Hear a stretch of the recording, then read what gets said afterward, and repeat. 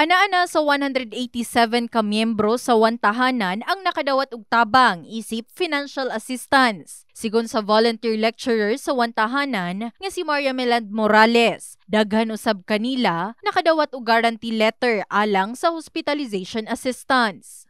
Daghan pod ang nahatagan namo og guarantee letter karong adlaw nga na-admit sa lain-laing ospital diri sa Jensen.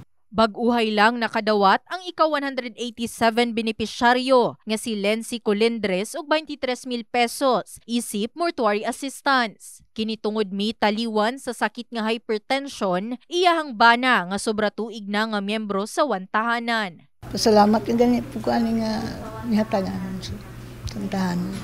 Luyo kay Nanay Lency, nakadawat usab si Darlene Mendoza isip hospitalization assistance. 7 ka buok karong adlaw sa hospitalization o sa mortuary. Gani sa pagkakaron, ana-ana sa sobra 10,000 ang niapil sa pagtinabangay sa wantahanan. In the heart of changing lives, kini si Liza Labajo, Brigada News.